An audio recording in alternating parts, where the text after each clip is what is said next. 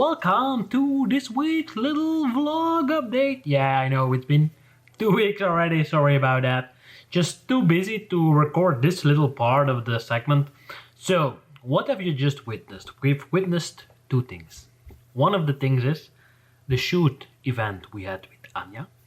It's a little behind the scenes, nothing too crazy, nothing too fancy, just to show you that you don't need to use strobes all the time. So we used the indirect octa, which is a big softbox where the strobe goes in and then it gets diffused out. Even softer than a normal softbox. So that is the first thing we have used, but we didn't use the fire to strobe, we only used the ambient light from it. So that means that we had to correct the aperture, the shutter speed and the ISO in the camera. So we started with ISO 64 on the Nikon D850, but that's way too low if you want to shoot with ambient light. So we went for something higher, something crazier. So we went for ISO 800, a shutter speed of, I still think it was 125, and f2.8. So we focus on the eyes and we try not to recompose. So one of the important things is when you're shooting with an open aperture of 1.4, 2.8, always put your focus point on the eye of the model and don't recompose unless you and the model are really steady. But even when you compose an image and you tilt like 1 millimeter, 2 millimeters, the image is out of focus. So that's one of the keys you have to remember when shooting at those wide open apertures. What I like to do is step back or forward and make sure that the focus point is on the eye. That I'm sure that I can crop later to make a composition even better, but I just don't want to move myself or the model when I'm shooting at those apertures. 2.8 is still okay, but once you're going into the 1.2, 1.4, it gets serious business when getting in focus shots. So that's that little thing. Now, if you got questions about this setup, don't forget to get in touch. Subscribe somewhere, give me some thumbs up if you want. So let's jump into the next segment where we have been playing around with some funny glitter. As always, we want to keep it messy, with the model Liese and makeup artist Djala. So enjoy this little segment and then I'll see you after it to give a little explanation of the setup we used over there. So let's jump straight into it.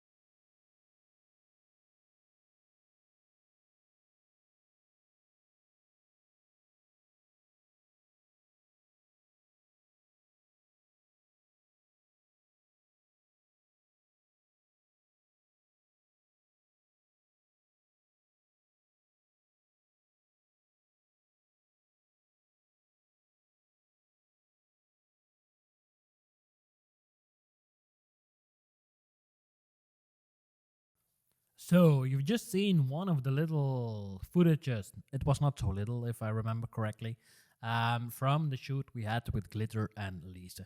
So how was this setup built? So first things first, we used just a regular table, and on top of that we put white reflective material. So that's a little cardboard which is like it reflects, and it's normally used in Belgium in cupboards and things to put in the back. So it's really thin, but it's just nicely smooth and it reflects evenly light. That's one of the things we used. Then we also used two V-flats, one on the left, one on the right, to reflect light with white against the white backdrop. So Liese is sitting. Sometimes models prefer to be seated. Sometimes they prefer to be standing. In this case, we prefer to be seating because we wanted to introduce the table into the image. Because I saw one of the inspirational images where she was leaning, and I really wanted to get that idea across. So that's the setup from that one. Then a little train passing by. And then after that, the lighting, we had the deep octa on top from a 45-degree angle. But inside the deep octa, we had the white deflector. It's like a little dish, not bigger than like 15 centimeters. It's a circle. And you put it inside to prevent a hotspot from hitting the model. Now, when we're doing beauty, you don't want to have any highlights blown out or anything. So we use that to deflect the light a little bit better so it is evenly lit. No hot spots on the face. And then on top of that, there was a second light. Yeah, I know. Two lights for me, hey? One was the indirect octa, which I mentioned before. It was diffused twice. So it's behind me. So if I'm the model, I got one deep octa coming from a 45-degree angle. And then behind me, the photographer, there is like a big octa to lift up the shadows even more. Now, because everything is white, so the reflective material on the table is white, the wall is white, the two V-flats are white, you get lots of reflections all over the place. The key there is to control those reflections and make sure that nothing is blown out. Now, with glitter, it's something different.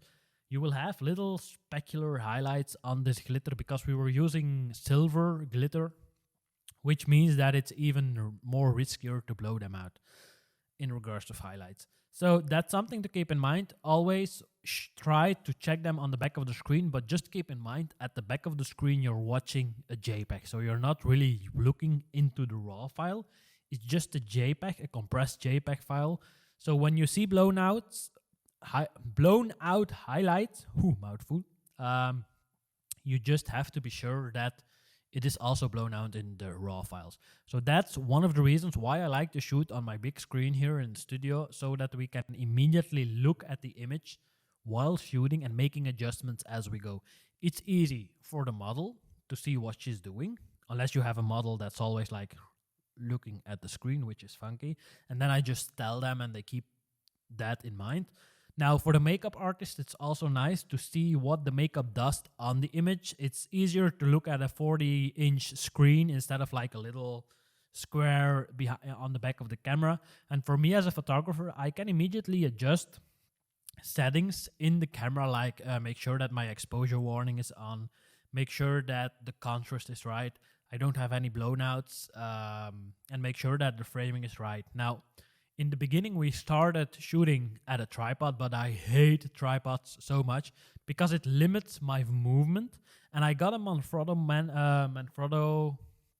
tripod, which is a really nice tripod. It does everything as I want it, but it just limits me. I like to be free when I'm shooting. I like to make my composition when I'm moving. And when I do that, when it's attached onto a tripod, it's just a mess. It's a mess all over the place. So yeah, I like to do some test shots on the tripod, and then after like 10 images, I just remove it from the tripod and start shooting freely. So yeah, that's a little overview from that shoot. So we had two. Now, for now, I've still got to make some footage from previous shoots I had. Those will be coming up probably not immediately because I will be out for a few days. I will be going to Mallorca. Little spoiler, there will be probably a workshop in 2020 in Mallorca. So I'm going there to do some scouting with a model, take some images, and something very important, which I have not mentioned at all, is there's new toys. This is the Fuji XT3. I bought it especially to take with me to Mallorca. Now, I have been shooting with it already quite a lot. I love how it records video footage, how it makes images.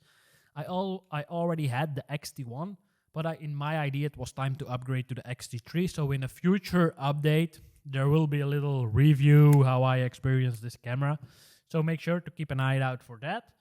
And that's it for now. Don't forget to subscribe, give me some love with those thumbs up. And then I'll see you guys and girls when I see you. That's it for now. Bye-bye.